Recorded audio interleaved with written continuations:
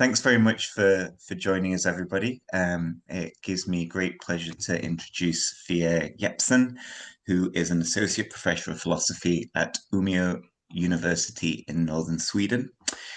She finished her PhD in 2012 and held a number of fixed-term positions at different Swedish universities before landing her current job in 2018.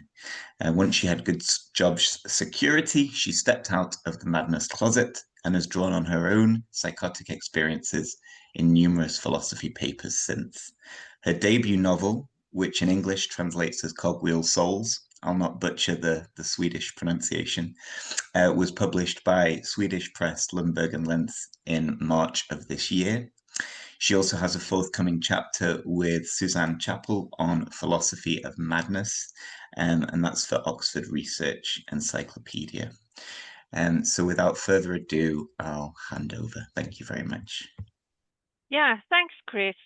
So I was invited here to talk about philosophy of madness and fiction of madness, both my philosophical work and fiction writing, and kind of how they relate, or at least that last part was something I added, so it's not just two talks smashed into one slot.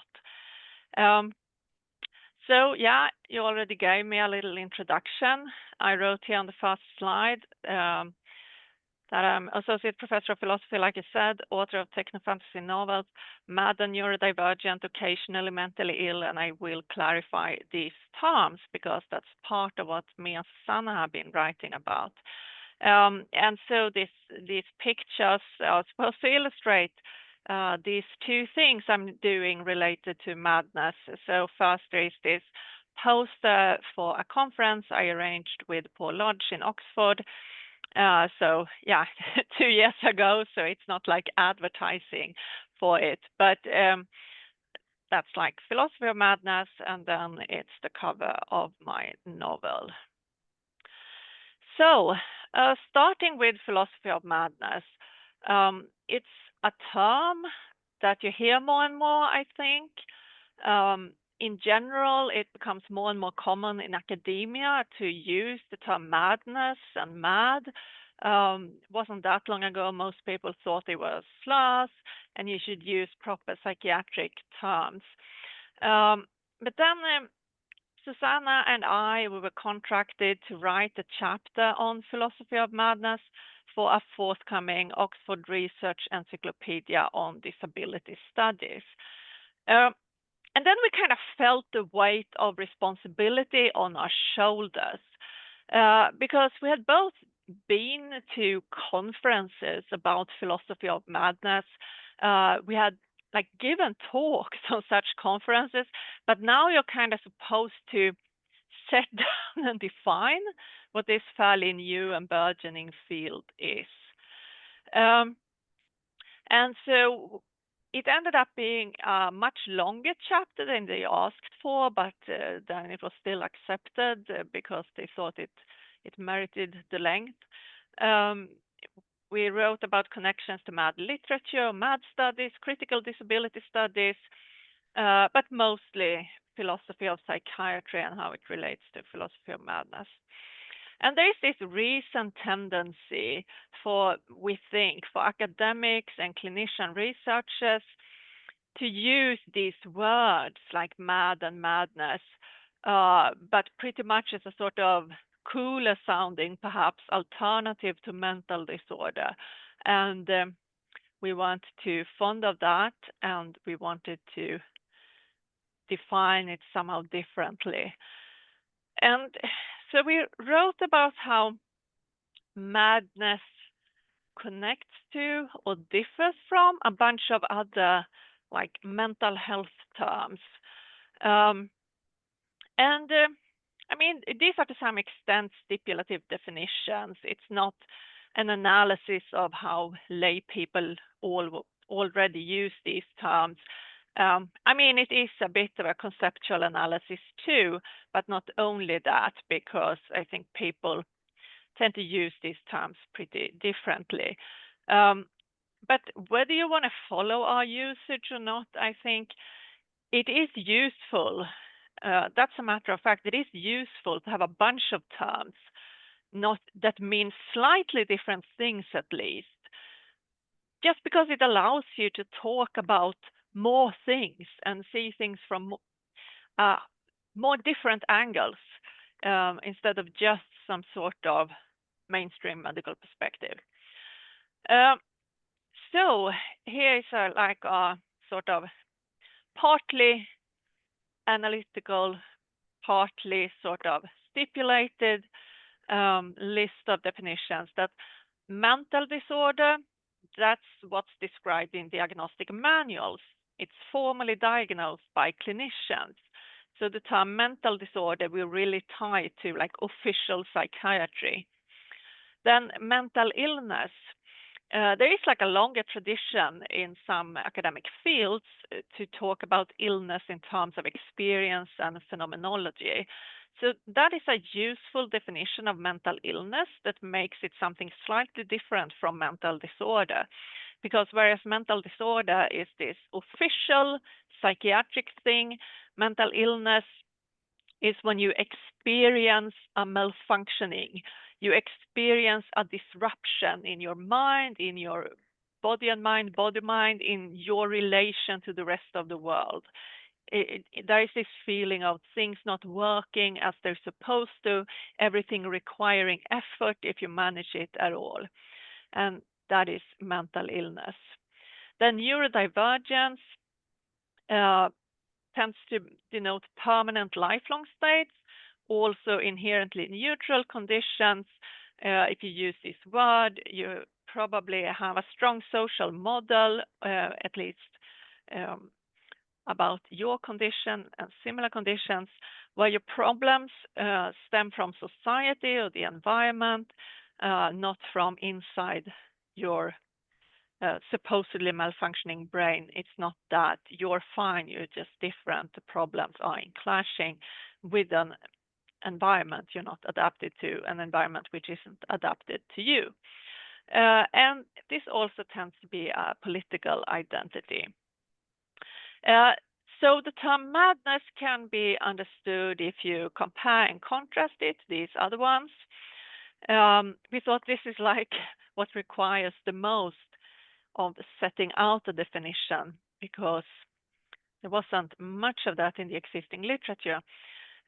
So madness need not be formally diagnosed, need not precisely correspond to any officially recognized disorder or disorders. It's a term that may encompass the good, the bad, the mixed, or the neutral.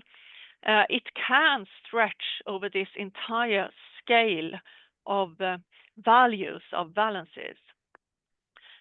It could be lifelong, it could be temporary, it could be going back and forth, and often used as a sort of political identity, activist identity, like neurodivergence.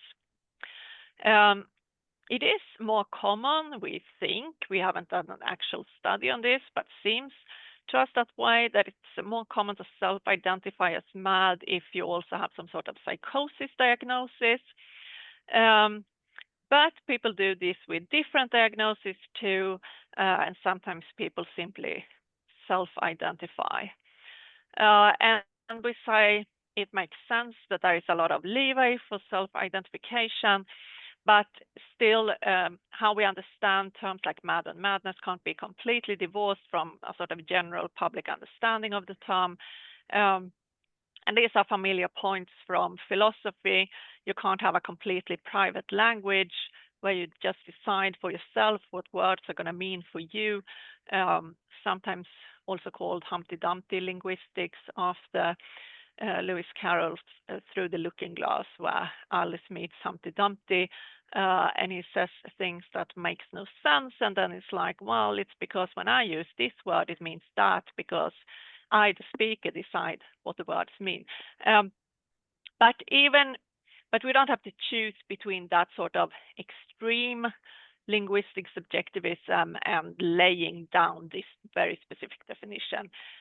There can be still quite a lot of leeway in how you self-identify. And we think there's a strong rule of thumb for respecting people's self-identification, whether they want to say that they are neurodivergent, that they are mad, that they are mentally ill, mentally disordered, what have you. And people in practice often identify as several of these at the same time.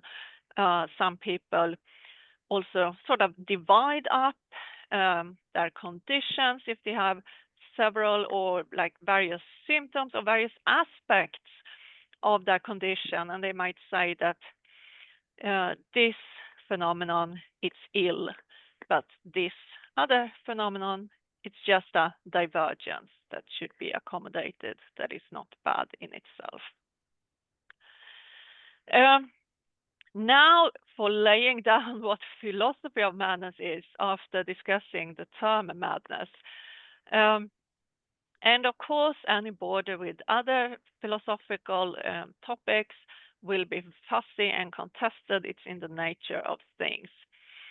And specifically, perhaps, when we compare philosophy of madness to philosophy of psychiatry, which I will come back to. But even so, we can say something about what philosophy of madness is, how it differs from a kind of like very traditional philosophy of psychiatry, just because it's very fussy and contested where to draw the line. Any line needs to be sort of this broad ribbon with fuzzy edges rather than a sharp line. We still don't have to accept that philosophy of madness and philosophy of psychiatry are the exact same thing. If philosophy of madness just sounds cooler or whatever. And so we said you can make a very narrow definition of philosophy of madness. And yeah, here we are trying to capture we couldn't find like any existing definition in the literature of what this fairly new field is, but we think we capture usage among the people concerned, at least somewhat. It's like not completely divorced, at least from how people we know, mad philosophers, tend to use this. So, philosophy of madness narrow definition, it's philosophy about madness and done by openly mad philosophers who center mad people's experiences. Then on the broad definition, we just retain philosophy that centers mad people's experiences. It could be done by sane people, closeted mad people. It could be about other topics than madness, but it should still center mad people's experiences for it to fit into the broad definition. But then if we focus for a while on philosophy that is about madness, then how does the centering of mad people's experiences make philosophy of madness something of its own, something that differs from traditional philosophy of psychiatry? And that's what I'm going to turn to now. And so philosophy of madness, even if it's not done by an openly mad philosopher that just openly draws on their own experiences, there should still be this sense of philosophizing about us, that it's like for mad people. There is this sort of very detached view in more traditional philosophy of psychiatry where you like has the supposedly sane philosopher who picks up their binoculars and like look at the mad people way over there and like what can you say about them? How can we like analyze what's going on with those people over there? And that's a very general point. We have like a totally non-exhaustive list. We bring up more things in the chapter than I do here on the slide. And I think one more specific difference is that when you start from mad people's actual experiences, you have to acknowledge how heterogeneous every diagnostic category is, how differently people often experiences symptoms. Two people might have the same diagnosis and also like the same symptom labels written down in the medical records. and their experiences might still be quite different. Their phenomenology might be different. They might relate to their condition in different ways, and so on. I mean, everyone interested in psychiatry kind of knows this on some level, that there is heterogeneity within diagnostic groups, that the name of a symptom actually that can hide a sort of spectrum or perhaps slightly different phenomena. But there is like a tendency in a lot of more traditional philosophy to ask questions like, can people with diagnosis X be morally responsible for their actions or not? What is it like to experience symptom X, and so on, and questions that kind of presuppose that it's pretty homogeneous within each diagnosis or within each symptom.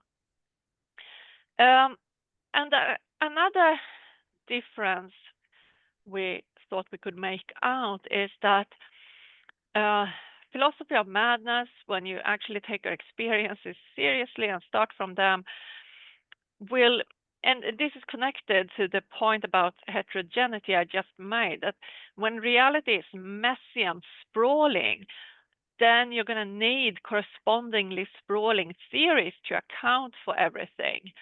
But there's often this tendency in philosophy of psychiatry to be so to have such a strong preference for neat theories, for parsimonious theories, that you're even willing to ignore some data that doesn't fit so you can have your neat theory. And a specific example when I ran into this was when I was working on my paper, Psychosis and Intelligibility. And this was kind of my academic coming out paper, I guess, where I first openly draw on my own experiences. One of the things I tried to do in that paper was to show that there can be an internal rationality even to psychotic beliefs and psychotic actions that can be explained, at least like I do now afterwards, like explained by your reasons, the reasons you had for believing things, the reasons you had for your actions, not just a kind of mechanical causal explanation.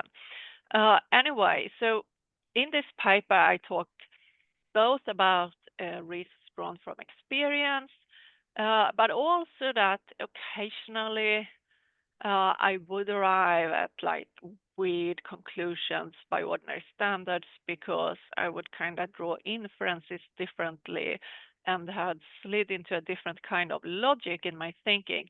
When I was talking about this when it was work in progress with a philosophy of psychiatry colleague, she said that why do you have that logic stuff in there? Because it's not needed to explain why you had the beliefs you had. The experiential stuff is sufficient to explain them. And I'm like, but I'm not looking at these beliefs from outside asking, what do I need to assume in order to explain them? I will assume then, but no, I will assume that much, but no more, Occam's razor and so on. I'm accounting for my own experiences, and they contained all of this, so that's why I'm going to put all of this in the paper. So that I think, and this is a very nice colleague, by the way. But it's so easy for people without their own experiences and who kind of come at this from completely outside the group of philosophers that have lived experience, to just look at some point of data, in this case beliefs, and be like, what is the most parsimonious explanation and so on. And it's such a different approach to looking at this is everything that was going on, and I will try to account for everything that went on. If I leave something out, then it's not a full picture. And also, I think most of us philosophy of madness, people will accept that sometimes people are so different that one can't imagine what the other one experiences. And there are like obvious non-controversial cases of this. If someone is born blind, then that person won't be able to imagine what it's like to see. And conversely, if someone is born sighted and have used sight all their life, they won't be able to imagine what it's like to be born blind and have developed from the beginning a different way of like navigating and relating to the world. And presumably, I think it's a reasonable assumption that people can also have such different phenomenologies that one can't really imagine what it's like to be like the other person. But a lot of more traditional philosophy of psychiatry kind of doesn't like this assumption, and they have the tendency to think that if they can't imagine what something is like, or if they can't picture something, it's probably impossible. There is this implicit assumption that no one spells out because it would sound stupid to spell it out, but that there are like no limits to my thinking and imagination and like abilities. If something is possible, if something exists, then I can definitely conceive of it. So like my mental powers are a good guide to what's possible. And I think this is a mistake that you're less likely to encounter in philosophy of madness. And finally, I already made this point, but this value point that it is common. It's not everyone's experience. There are plenty of mad people too who only have experienced a lot of suffering as a result of the condition. But it's also fairly common to have more mixed experiences, to have some good experiences. Whereas there is this traditional assumption that madness, it just means mental disorder, and disorder, well, you hear it, it's bad. Disorder is by definition bad, nothing good to see here. There is also like traditional philosophy that touches on madness in one way or another without really having madness as its main focus. So I come originally from the direction of free will and moral responsibility philosophy. And it's very common in moral responsibility discussions to discuss like what kind of mental capacities do you need to be a morally responsible agent in the first place? And then like the second question is, were you responsible for this particular action here and now, or were there some sort of excusing or partially excusing conditions? But anyway, people then tend to bring up just various diagnoses and say, well, if you have this diagnosis, it means you have that impairment, and then you can't be morally responsible for actions. If you have this or that condition, you don't have morally responsible agency or rational agency, and so on. People who want to develop more like naturalistic theories of justified belief could say like, well, under these sort of psychiatric disorder conditions, then you can't have justified beliefs. And so you are happy to write some people off, so to speak. Now, that doesn't mean that philosophers who argue like this think that this or that group doesn't have any value, because they would typically think that, for instance, people who don't have much in the way of moral agency, they can still count as moral patients, and they ought to be taken care of by other people or whatnot. But even so, even if you think like people with this or that condition, they should still have like human rights and be taken care of and so on. This is a very othering kind of theory which is also frequently just impossible to use for the people concerned. Because if I'm going to try to explain this a little better. So suppose I'm like a sane philosopher and I'm looking at someone else with a schizo something psychosis condition, and I say, I have concluded that that person has such compromised agency that they can't be morally responsible for anything they do. Then I can, in some sense, use this theory. I might use this theory to decide that I'm not going to blame that person over there for anything, and that I'm not going to try even to have some sort of fully reciprocal relationship with that person over there. Instead, I'm going to have a sort of, like P.F. Strawson said, an attitude of trying to manage and handle them and care for them perhaps best I can, but I will relate to them very differently than I would to a person that I do think is a rational agent, can be morally responsible for what they do, and so on. So I, sort of the sane onlooker, can use this theory to determine how to relate to those people over there. But if I am one of those people, what am I going to do with a theory which says, oh, you don't have much in the way of agency, can't be responsible for your actions? What am I going to do with that information? And if more traditional philosophers even touch upon this question, they will say something like, well, you shouldn't blame yourself when you fuck up or something. Okay, that's all well and good, but I still have to act. I still have to decide what to do a lot of the time.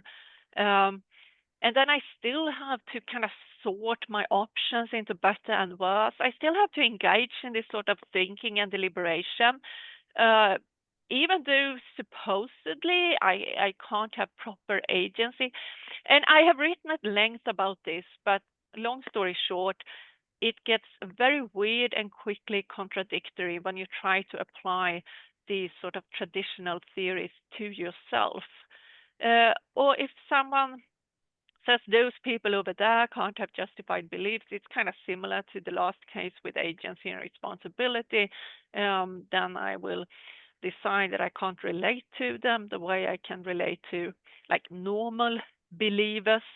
But if I'm the person who's like, okay, I can't have justified beliefs, so I know nothing, so I have no idea, but I can't live my life thinking I have absolutely no idea about anything. I still have to somehow judge information and decide what to take into account. So once again, that's kind of a useless theory to the person concerned. And so you see a lot of philosophy of madness, of philosophers trying to work out theories that's going to differ from run-of-the-mill theories, but theories on how to pursue a project, for instance, when you're bipolar, and it's not just your mood, but also your values that shift violently. How then do you pursue long-term projects at all? This is something Elliot Porter has written about. Instead of saying, well, they just can't. So Porter struggles with this question. Or I have written a lot about belief when you don't know what's real or not, okay, but you still gotta decide on some course of action. So how do you know that? How do you do that when you're caught up in profound reality doubts? So the more traditional response would be just like, well, that person don't know anything and can't be justified in their beliefs. Okay, but I gotta wrestle with this question and come up with a better solution than that. So on. And so this kind of leads us into the whole idea of philosophy as therapy. And that is frequently philosophy done by mad people, but not necessarily so focused on the madness itself as on philosophical problems that are like actualized and made more acute by the madness. So I have written and published a bit on epistemology, the philosophy of knowledge. And so we have these traditional problems of knowledge in philosophy. If we already presuppose a lot, if we presuppose a sort of bedrock of very, very basic, well, it's debated whether you should even call them beliefs or if they are something more basic than beliefs. But if we presuppose this bedrock, that's a term from Wittgenstein, when he focuses on arguments rather than beliefs, he talks about hinges. There are some hinges that needs to be in place, and then the argument is like the door. The door needs the hinges to hang on. We can like change doors in a house, for instance, but it always needs the hinges to stay up. Once we have like the basics in place already, we can use scientific methods or rational arguments to prove or disprove more particular statements. But if you doubt most things at once, and if you doubt extremely basic things, because bout of psychosis have thrown you into this acute doubt, then there is no starting point. There is just nothing to stand on from which you can go on to build arguments or put evidence upon evidence until you have a proof of something, until you know what's true or not. And so I've used some different examples in different publications to really explain how basic the stuff we talk about is here. So, for instance, a scientist and a creationist might disagree on how old the Earth is, because the creationists say it's only 6,000 years, and the scientist says it's 4.5 billion years. And the scientist can say, look, there's actually a lot of proof that it's much older than you say. For instance, we know radioactive isotopes decay at this rate, blah, blah, blah. And then, like, a philosopher barges in and goes, well, how do you know it's not only 5 minutes old? And they're like, what? Well, suppose God created the earth 5 minutes ago, but he put in fully grown humans with memories of having lived entire lives, and also isotopes that looks like they've been decaying for billions of years, and blah, blah, blah, and God made that all 5 minutes ago. And now, neither of these parties, neither the creationist or the scientist, are gonna even take this seriously as a possibility. They're like, no, that's just a philosophical thought experiment, because this is one of the things everyone pretty much takes for granted, that the earth is old. It has some old age. It's not just 5 minutes. And other examples mentioned is like, well, I'm a human being made of flesh and blood, and you guys are that as well, and you also have mental lives like me. You're not like empty on the inside, merely mimicking consciousness. And once again, this is the kind of stuff that people just take for granted. They take it for granted so much that they don't feel the need to actively think about it and how they know this. It's just this sort of obvious background. And you can't make an exhaustive list of everything people tend to take for granted on this extremely basic level. We're all humans made of flesh and blood. The earth is old. You can't like make a full list, but there is a lot that we need to take for granted. As soon as you go into these sort of Cartesian possibilities, maybe everything I experience, the computer in front of me, the table I'm sitting by, maybe that is all a completely convincing hallucination created by a demon, like the thought experiment Descartes played around with. As soon as you go into that kind of very deeply different possibilities, where you question pretty much everything at once, then you cannot construct a scientific proof which says no, that's not the case, because you have nothing to start from, nothing to stand on. So this was a sort of longish detour into classical philosophy of knowledge. But I and some other mad philosophers have written about how you can sort of suffer acute doubt that is extremely deep and wide and basic and really breaks up the bedrock or tears down the hinges when you're in a psychotic state. And because of these classical philosophical knowledge issues that I've just explained, if your doubt is big enough, wide enough, deep enough, you can't use reality testing to prove that the doubt is unfounded.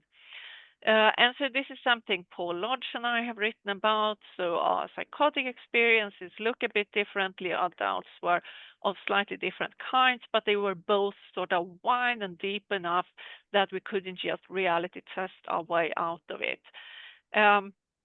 Michael Dixon has also written about how reality testing can just be too stressful and practically difficult sometimes.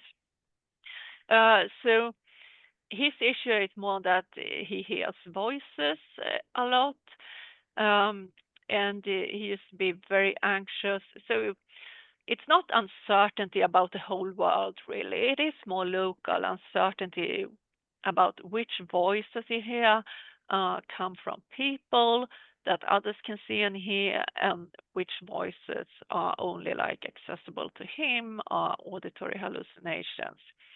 And he had doctors tell him that he must learn to reality test, but he said he never got like a satisfying explanation on how to do this in practice. Because sure, if you're like alone in a house or like in an open field with no other people and you hear voices, you can go, okay, probably hallucinations. But if you're among people, Michael said, like, how are you going to figure out which voices come from the people around you? Are you going to like stare at their mouths and see if their lips move in sync to what you're hearing? I mean, that's going to be a quick way to make yourself very unpopular.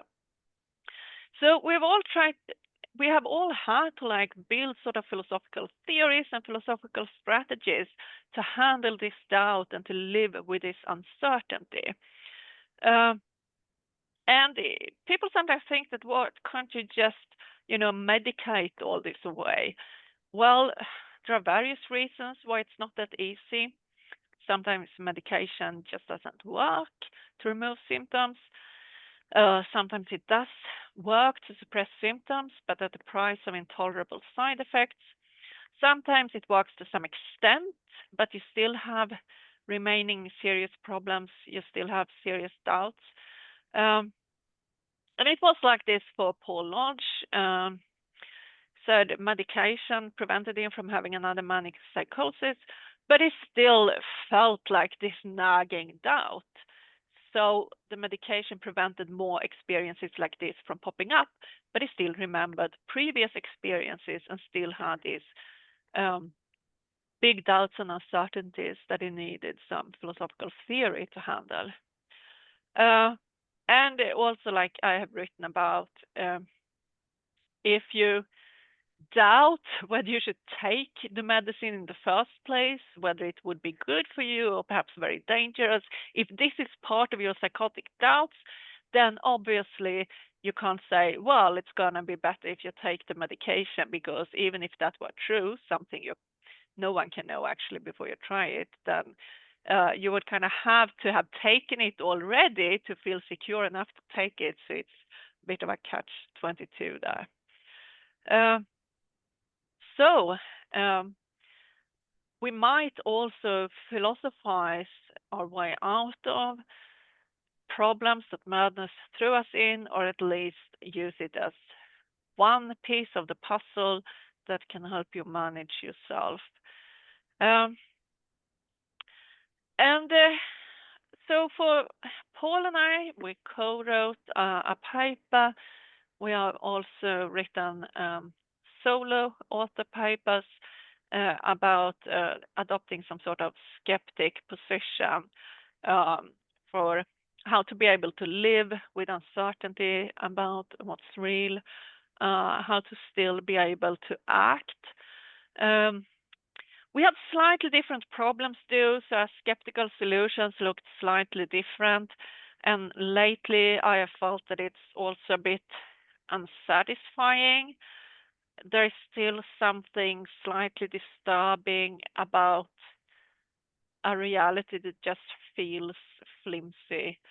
So I'm trying to work out this grand metaphysical theory, which when it is in place, will hopefully make the world feel more stable to me. That's the hoped for therapeutic outcome. Hopefully it will also be an interesting theory that I can publish in some fancy paper and get lots of prestige for. We'll see. Michael wrote about that first you get recognized that the stakes are usually pretty low. Occasionally, there can be some sort of important situation, like if he's got a food allergy, and it's important that he communicates this to the person who's going to cook dinner for everyone. Then it's important to make sure first that you speak to the other person and you're not just thinking. And so I don't know if this sounds weird to a lot of people.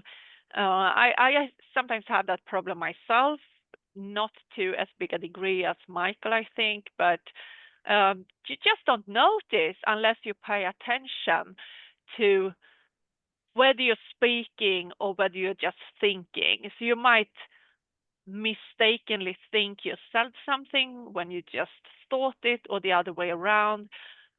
Mistakenly think you just thought something in your head, but you actually spoke out loud. So Michael said, sometimes this is important, but actually a lot of the time you're just like chatting idly, and it actually doesn't matter that much if you make some mistakes. And same when the other person answers back to you. Well, if you're actually communicating something important, okay, then you got to make sure that this was an actual person who actually said something to you and so on. But a lot of the time, it actually doesn't matter all that much. So he devised a system for quickly adopting comforting beliefs as soon as there was some evidence for sort of comforting beliefs about the people present and whether someone is speaking or not, but then just be willing also to swiftly and easily revise said beliefs as soon as the evidence shifts to be like very fluent in what he believes at the moment. And that turned out to be more useful in practice and less stress and anxiety inducing than to always try to reality test and always try to always know what's actually going on. And so we have done this sort of therapy philosophizing, which is beneficial for us, but can also bring some new and fresh perspectives to the field of philosophy. So it's like a win-win thing. And now I'm going to sort of smoothly glide over here, I hope, to the topic of fiction instead. Because as I just talked about, philosophical theories can offer straightforward practical and mental strategies for coping with madness. But there's also this additional therapeutic effect, which is more indirect, that when you take this mad material and you do some sort of dry analytic philosophy out of it, it just comes to seem less frightening. It just transforms from this huge, horrible, incomprehensible thing to this sort of neat theory material. And I think similarly, I have, or at least there is some similarity here, that you can tame your fears to some extent by transforming them into fictional horrors, from real horrors to fictional ones. This is a black and white painting done by Swedish artist Malin Fredrika, inspired by my book. Pretty scary, but it's also a nice piece of art. And I think it's interesting that there has been a lot of research already on writing as therapy, the therapeutic value of writing about your experiences. So there is this paper from this year where the authors did qualitative interviews, but they were also drawing a lot on earlier research. So there is there is an amount of research on this already, but I think this is pretty typical. They write that multiple authors articulated that through writing, solitary or in a group setting, some individuals formerly struggling with psychosis seem to be able to externalize some inner turmoil, transforming abstract and often overwhelming thoughts into tangible and manageable forms. This is not merely a recollection of events, but a reorganization and reinterpretation of experiences, reconnecting fragmented thoughts and thus enabling self-expression and the construction of a coherent narrative. And I relate to a lot of this and to other things they say in this research paper. But then I find it interesting to look at what the people they interviewed have been writing and publishing. So Vote Custis, one of them, is also a co-author for this whole paper. He's written philosophy. As maybe a lot of you know, he wrote the book called Philosophy of Madness and other books on madness and academic papers. But besides Wuta, you have also one poetry example, but then it's just mostly autobiography, and there is just no prose fiction among the interviewed people at all. And I think for me, it would not have had the same effect to write an autobiography for a bunch of reasons.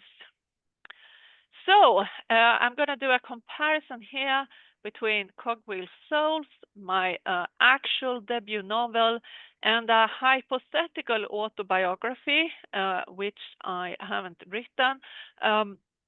I could kind of have written one because, was it 2 years ago now, I think? Yeah, probably.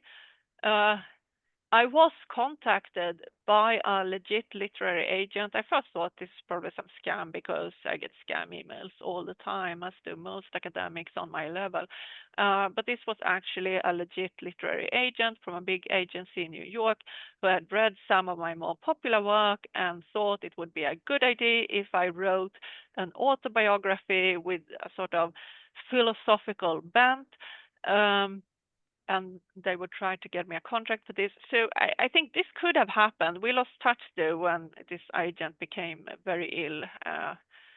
I don't know. For all I know, she's dead now. That would be sad.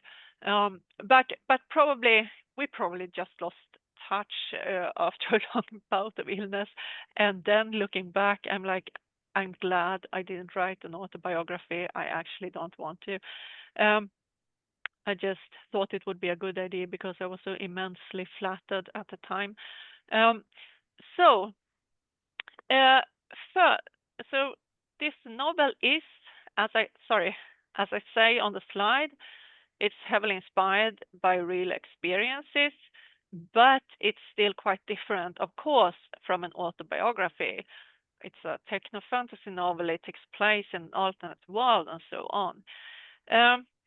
And so first, when writing this novel, the starting point are my psychotic experiences,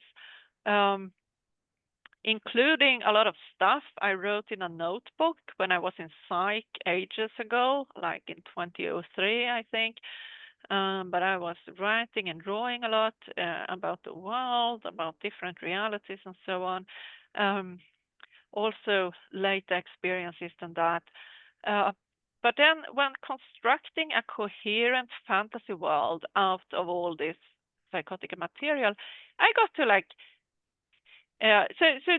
this research paper I talked about talks about externalizing the inner turmoil, transforming overwhelming thoughts into manageable forms. And I think I really, really did that when I took all these experiences and made and poured it into fantasy world building.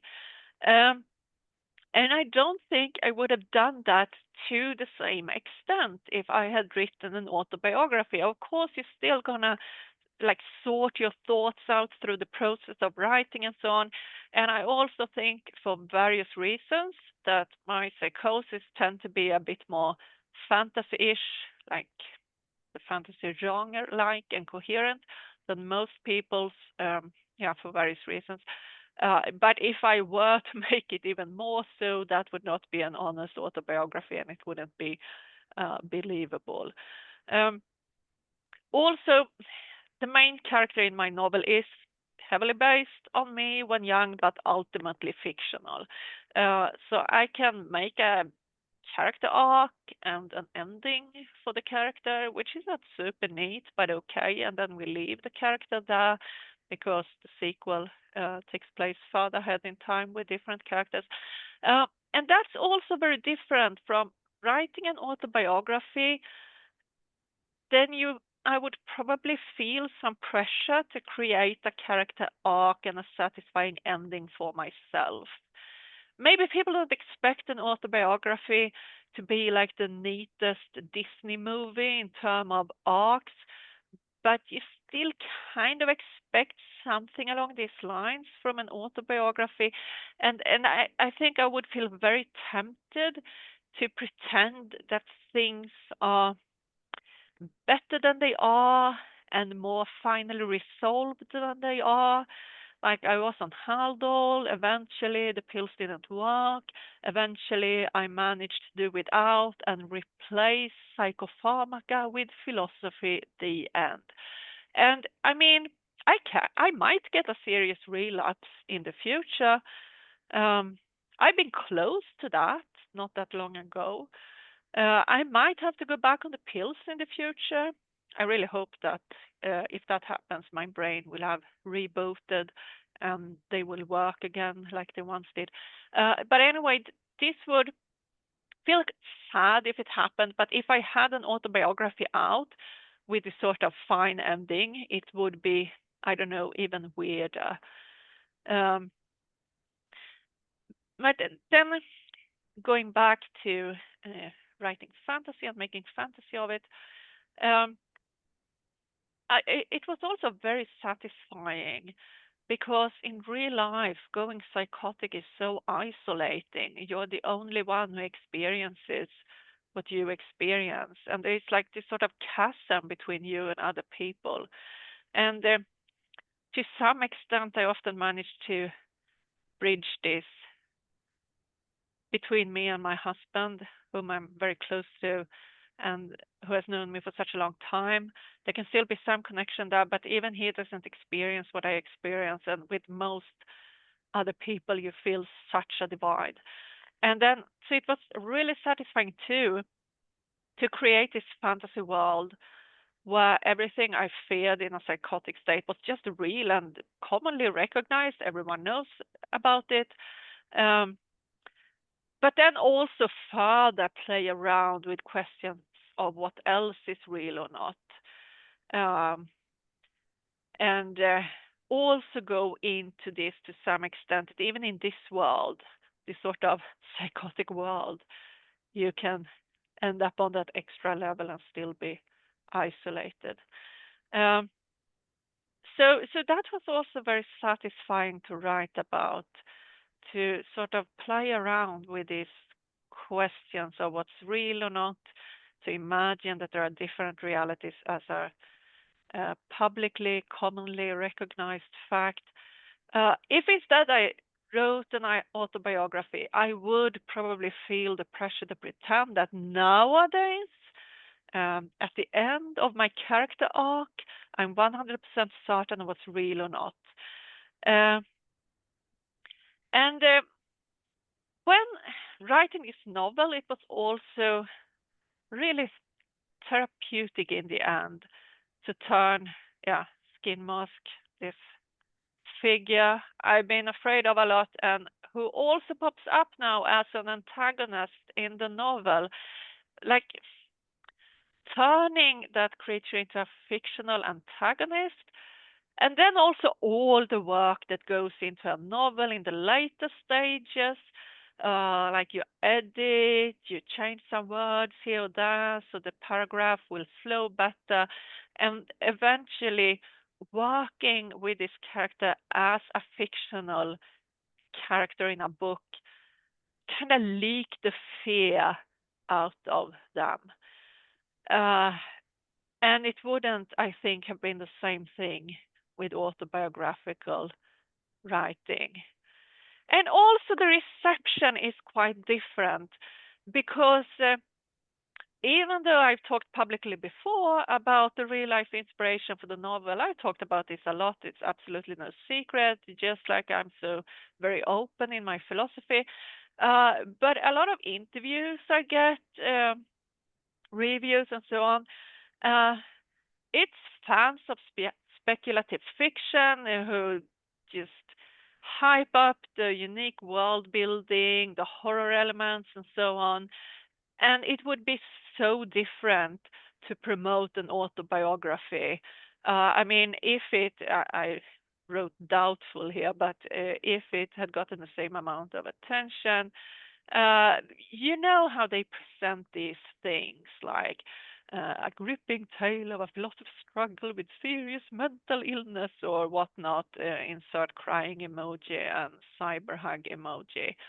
And it's just as a mad philosopher, you are a philosopher who is also mad. As a mad author, you are an author who is also mad. But if you write a photography, then it's like you're primarily a sort of sad mental case, even if you're also strong and brave and overcame it. But this becomes what you primarily are, and I would not have liked that as much. I'm running out of time. I'm just working. So I'm going to say very briefly that I'm working on stuff, talking about the upsides of madness, like that you can do this kind of unique philosophy, you can do this kind of unique fantasy world building. These are both very niche activities. So I hope this generalized to some more areas, but you can say without downplaying all the suffering, and in my case, like all the terror I've been through that has been very bad, but there is still this upside that you can transform these experiences into some unique stuff. And that was the whole talk. Thank you.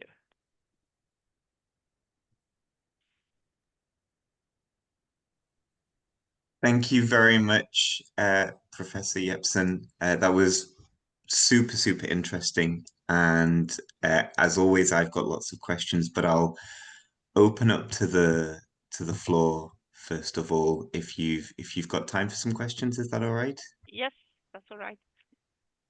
I'm just gonna bring up change my view so I can see who's got their hands up. Bear with me one moment. Are you able to unshare your screen? And then I think Oh, yeah, sorry. Yeah, Mm. I'm sharing. There you go. That's I can see Leslie has her hand up. Leslie, his hand up. Apologies. Likely that the distinction between rationality and madness is not black and white. If we ask whether someone is morally responsible for justified beliefs, that doesn't switch on suddenly as someone grows from infancy into childhood into adulthood. It doesn't disintegrate suddenly if someone goes into dementia.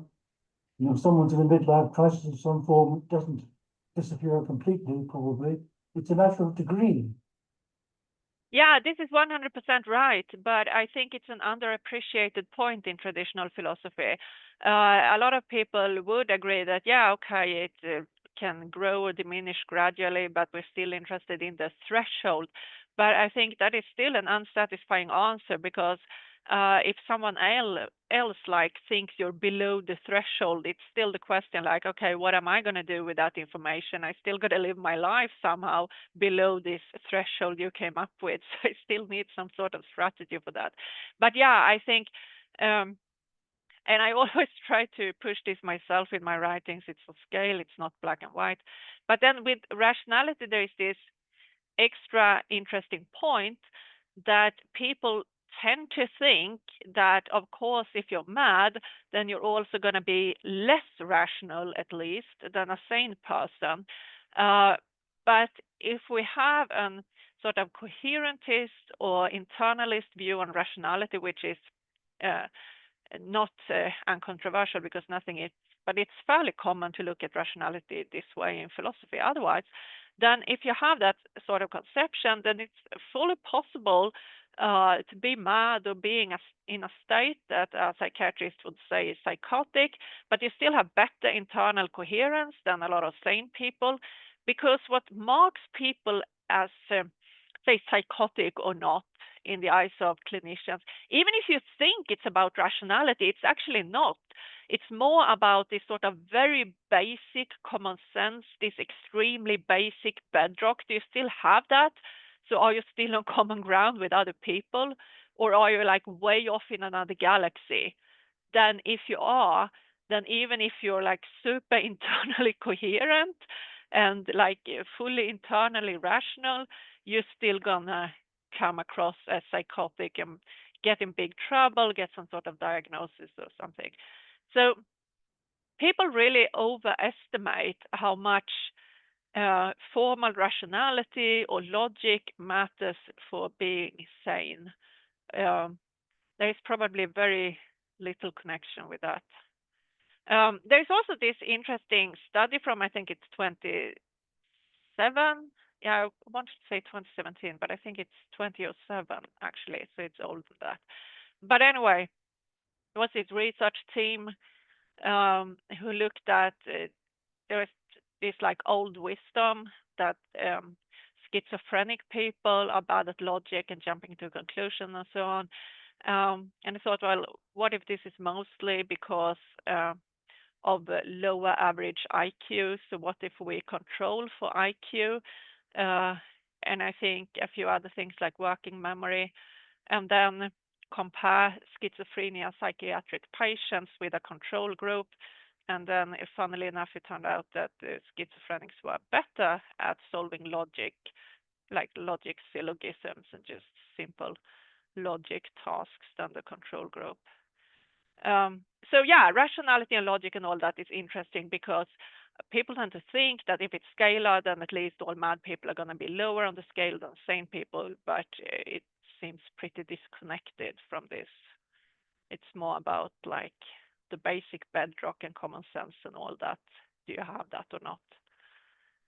Oh, sorry, a really long answer, but yeah, we shouldn't talk about this in black and white terms. Thank you. Andrew? Hi, Sofia, thanks. That was a really interesting talk. I think for context, I work as a kind of general adult psychiatrist. And I was thinking just about I was wondering what you would think about kind of the role of language and communication in all this.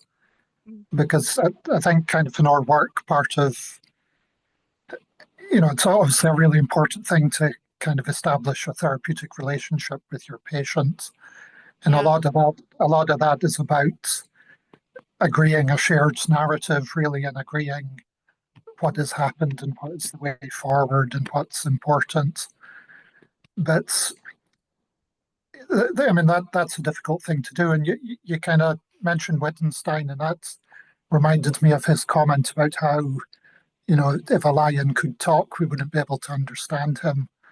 Yeah. And about how language and communication is not just about words, it's also about a kind of shared context of understanding in a shared acceptance of what is reality in a shared, that whole context of people's experience.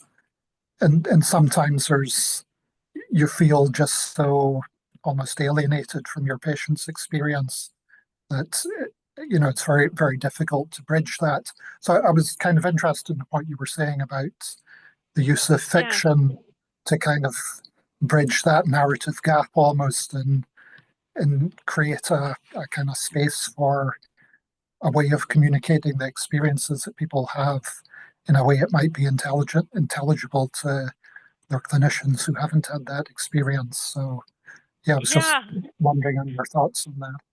Yeah, I think that can be very important. And so like Leslie said, we shouldn't be too black and white in our thinking. And I think this really this applies to understanding as well, and to like connecting with each other. My first like out of the closet paper was actually largely on that. I mean, even if someone else's experiences are like really different from your own, and there might be a bit of a gap that can't be bridged, but you can still like bridge it to some extent or reach a little understanding, even if you're kind of in different worlds.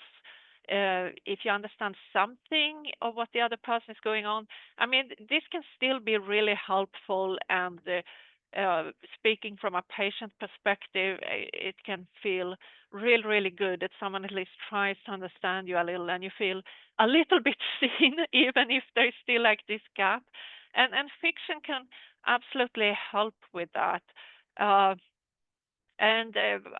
know when I've talked, um, so so I have like a professor character in the novel, which is, and he is based on a psychiatrist I had who was like really good, and I trusted him a lot. Um, and and with him, I could like compare stuff to fiction, and often fantastical fiction. And it's not like he pretended to believe me or anything, and I would probably have seen through the pretense anyway. But it's more like taking an interest in what I'm going through, and I think that is very important. And I also still very vividly remember um, when I had a pretty bad breakdown, and I could like see all the diverging timelines branch out, and I knew I had slipped sideways and I was in the wrong timeline. And it was like really vivid to me. And I tried to explain this to my husband. And first I couldn't like quite find the words, because I was also super anxious about this. But then I was like, it's like in that issue of X-Men, which we had both read, and it was like this time travel and time trouble story. I'm like this X-Men character, in that issue of the comic book, and it's a real problem. And then I have checked this with him later. He said that, yeah, I totally got what you meant there. I'm like, okay, yeah, that seems bad. And it was, a really nice moment in the middle of just being very distressed and panicking, that I managed to get across what was going on with me. Um, so yeah, and I've also written about this in papers with like philosophers of psychiatry that I don't like, and who are way too prone to say about various patient testimonies that clearly this is metaphorical, or clearly they don't mean what they say, because this is just like logically impossible, or it's not just, they don't just say this couldn't happen for real, so you must be imagining things and describing what you imagine. They say this is so impossible, you can't even imagine it, you can't even have it as an experience. So they must mean something completely different. And I pointed out that, look, these patient testimonies, they describe things that's happened in fantastical books, TV shows, comic books. So apparently it's possible to imagine this. And then presumably you can also have that experience, an experience that this happened to you, even if it's not possible in the real world. So yeah, I think that can be very useful. Thank you. So I'm keeping track of questions here. So Helene. Yeah. Hi. Thank you for your talk. We know each other from before. We know each other from before, yes. Thank you for the talk. You're always so good at sort of connecting all the thread, and also something that's still evolving, like mad studies and stuff. And as one that almost have a book out, been a lot of struggles, and I understand the whole autobiography. Mine is a total mix. But there was also something I was thinking about the writing and words, and me coming from a background as a choreographer and been a schizophrenic most of my life, whatever we define that in psychotic episode. And I've done over 20 choreographies of my own. So again, the rationality and structure, how could I do that with 20 dancers on stage and, all that nonverbal stuff? So I also think maybe also a hint to the psychiatrist Andrew's questions. I think, of course, they shouldn't do contemporary dance, but I think there's too much emphasis on the language. And everyone knows, I think, that often it's the language that goes because you're sort of caught into this sensory world. So I think maybe sometimes also psychiatrists who think about there's other senses and we don't only have the language. Like, could you describe it? Paint it on a paper, do a hand movement. How does that feel? And maybe then the word will come out or something like that, trying different senses. But coming back to you, Sofia, thank you. So, yeah, the thing about autobiography and fiction is an interesting one. And I also think I think there's a part of it that also is something to do with having command of the language. And of course, I think the ones I also read the same paper, which was really interesting. And all of them were sort of very intellectual people, very, academics. And they also said that was, the limitations. But also that when you start out, I think with people that have no language, maybe they can be a good way. For me, writing hasn't been a transformative experience, like the book I'm doing now, and I'm almost finished. It's been the opposite, actually. Because I rather wanted to move. But because we communicate with words, there's so much emphasis on the linguistic.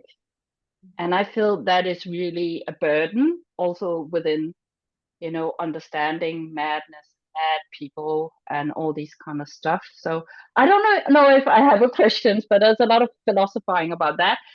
I actually have one also. I remember you were in Ghent and we were standing at a station and you said to me, and I said, it has to be more about the body, and said, oh, what about the thing with the body? And then I have a reflection actually, because I was at a phenomenology conference and I was supposed to talk. And I think this time I'm going to talk about dance from the point of dance, not all that linguistic shit. And then I heard like 38 phenomenologists, psychologists, very good people, very clever people, talking about the body and Merleau-Ponty, and I'll give you shit. Now I started mine. Maybe I wasn't clear because I don't have the language yet. But there was this when I finished, and I thought, and I could see no one understand the language I was speaking, and I was speaking dance. And that's all to do with the body. So that was so that's my hint, sort of why. So I will get back to that question you gave me and made me think so much about. What do you think about that part? Yeah, okay. I think the best I can say is that, something that Zsuzsanna and I try to stress over and over through this encyclopedia chapter, and then I think a lot of mad philosophers often come back to, is the importance of pluralism and having a lot of different ways of expressing yourself, a lot of different frameworks, different narratives, and constantly resist this desire to make the world more neat by putting everyone into the same hegemonic framework or theory or something. And I think this also goes for the relationship with the body and like speaking through the body and so on. Like you and also Shay Welsh and so on, you are like such physical people and relate to the world and to yourself that way. And I'm more of this little ghost in the flesh machine. I really don't. I don't know. My body's just and I get completely flummoxed if someone is like, now we're gonna do this mindfulness exercise where you're gonna focus on how your body I'm like, what are you even on about? So I'm living in my head, and I think this is largely how I roll. It's not a defect that needs to be fixed by having me getting better at typical Mac mindfulness or whatnot. But with you, that's also like you speak dance. That's how you express yourself. That's the only way you get a full expression. You can't get that through just words, and that's how you roll. And we shouldn't try to fix that by demand that you find a word for everything, right? So I think this just speaks to the importance of pluralism always. Mm. But there is also something ironic about your story about philosophers who philosophize a lot about the meaning of the body, but they can only do so in talk. Yeah. Thank you. So we have Gordon, then Leonie, and then Douglas. So Gordon. So a really interesting, really stimulating talk. Thank you very much for coming along. Just a comment and a question. The comment is, I love the juxtaposition of philosophy of madness compared to philosophy of psychiatry, because the philosophy of madness seems more phenomenological, more open. I love the expression you just used, hegemonic framework. I often invoke Procrustes, because I think not only philosophy of psychiatry, but psychiatrists are egregiously Procrustean. We need boxes. And there's very little room for the messy. So it's profoundly unphenomenological. And so I think we probably have a lot to learn from the philosophy of madness generally as psychiatrists. So wonderful to hear you lay out that comparison. I really appreciated that. So thank you. A comment. It was interesting you said at the end, in terms of the role of fiction, you said taking Skin Mask into fictional and similar experiences into fictional antagonists took the fear out of them. So I'd be really interested, in a little bit in terms of how you understand what I would think of Skin Mask as a part, I suppose, but one's careful about labeling that. But it'd be really interesting how you think of Skin Mask generally before thinking about what fiction can do, because I suppose a lot of my work is working with parts who initially can be very autonomous and alien within the system. So I'm very interested if you could say a little bit about Skin Mask, and if you did any therapeutic work before Skin Mask, before the therapeutic ploy of writing a book. Yeah, okay. So this is a figure that's popped up a lot, and basically it's an inhuman demon, but with human skin masks. It looks more normal. And it's been on and off, and I've been in bad states when I've been just walking around downtown, and everyone looks like an iteration of this creature. No one looks like a proper human being with a proper face. It's always this mask. And I've just been terrified that it's gonna kill me, and so it's like a very primal fear.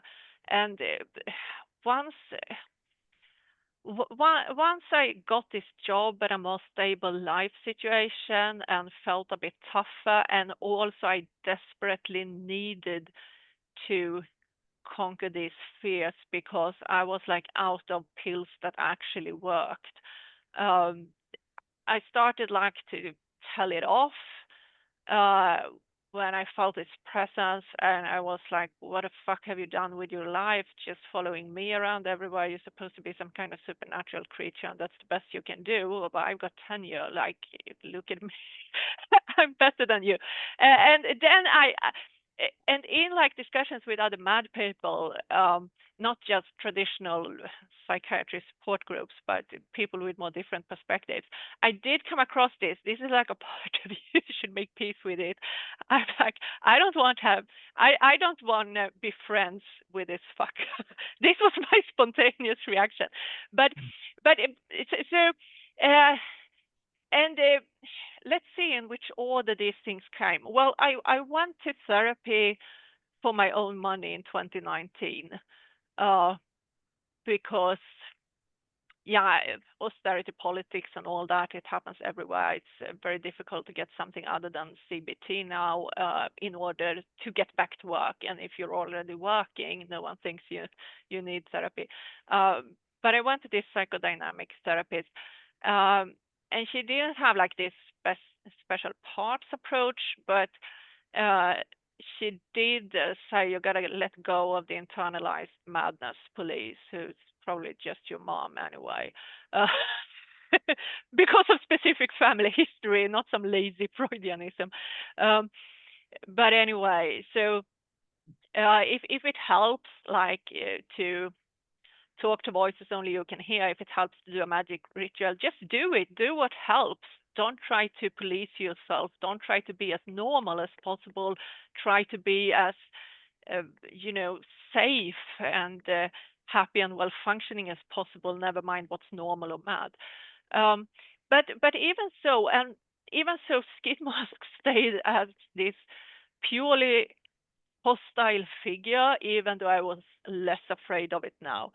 But so I think getting this novel into publishable shape took years and required a lot of work, because surprise, surprise, it turns out it's actually difficult to write a novel, even if you've written philosophy papers before.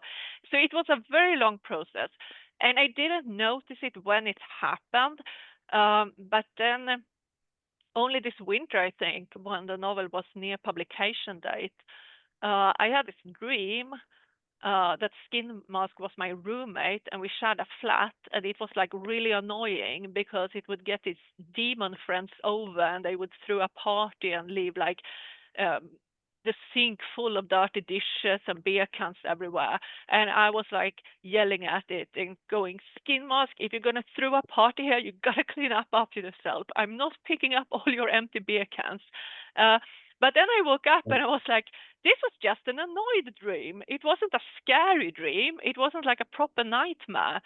So something happened here. And then I looked back and realized that during this very long process of working with the novel over and over again, somehow during that process, it just turned into a sort of non-threatening fictional figure that can still apparently be annoying in my mind, but not this massive terror anymore. Sorry, I'm just saying that's wonderful to hear. And thank you for your answer altogether. And thank you again for the whole presentation. Thanks very much. I'm mindful of time, and I know Leonie has been waiting with a question, and I saw Douglas had his hand up, and I think we better leave things there. So Leonie. Okay, I'll be quick. Sofia, thank you very much. Very thought-provoking, I think. And if I just mentioned that I worked a lot of my life as a general adult psychiatrist, but at a certain point I did some training in psychotherapy, and I was, I suppose, thinking a bit more about how I listen differently when I've got those two different hats on. So just as you've been saying, when I'm doing psychiatry, that I'm more of a doctor looking for symptoms and signs that lead to a diagnosis, whereas with in a psychotherapeutic encounter, then I'm not thinking about that. I'm with the person with the person I'm with. I'm looking at that subjective experience and the meanings and the connections with the past. And I think language does often get in the way, just because a lot of what we're trying to explore is pre-verbal experiences and what the meanings might be. So we're likely to use metaphor and imagination and creativity much more. So I guess my comment is about how we listen differently as well as people bringing different things in different ways and in different words. Yeah, and also going back to this language issue, of course, a novel is made of language, just as a philosophy paper is. But even so, when it's fiction, you can play around with language in a different way, and it still may be somehow closer to the non-verbal art domain than like a paper in analytic philosophy, where you have always very precise meanings to every word and precise definitions and inferences and so on. anyway, thank you. Really, really thought-provoking. Thanks very much, Leonie. Douglas, do you want to? I Yeah, would love to continue and continue with this for a lot longer, but I'm mindful of my chairing duties. So we'll make this the last one. well, actually, very brief, because I think thank you for a tremendous talk. I think you've dealt with it about dance. My question really was about non-verbal communication, music particularly, expressing things through music and or painting or dance. But I think we've discussed that. And it was really getting away from words and thinking non-rationally as it. But have you an experience of music? I mean, music as therapy. Basically just listening to, I used to play the piano when I was a kid, but no, I'm not like a musician. But I do love putting on like specific bands or specific records when I'm writing specific things. So, I mean, there is definitely that sort of non-verbal connection to, I mean, pop and rock has lyrics too, but the music is usually the most important thing. And there is this sort of connection to non-verbal parts of yourself, I guess. And it's also much easier to focus if I have the right music on, I think, for long working hours. I kind of wish I was a musician too. That's probably an amazing experience on its own to create music. No, thank you very much. Well, thank you. Thank you for taking the time to speak with us. It's very much appreciated. And thank you for everybody's attendance and questions. I suppose a very quick question. Have you been able to get a date for the English translation for the novel yet? No, unfortunately not. There exists an entire English script that of us read because it's not like he learned Swedish on top of all his other chores. No, I once I had a contract with a small UK indie press, but for various reasons I had to draw back copyright, and I'm still looking. So are there perhaps any publishers in here? We'll say maybe I have to wait for sufficient success in Swedish for someone to spontaneously reach out and want to publish it in other languages. But yeah, you can, if you want to, read the same PDF that of us read. But that's just a PDF, it's not a book. Yeah, no, that would be fantastic. And yeah, please do let us know when it is available, and we will share it within our group. Yeah, okay. See you. Thanks very much.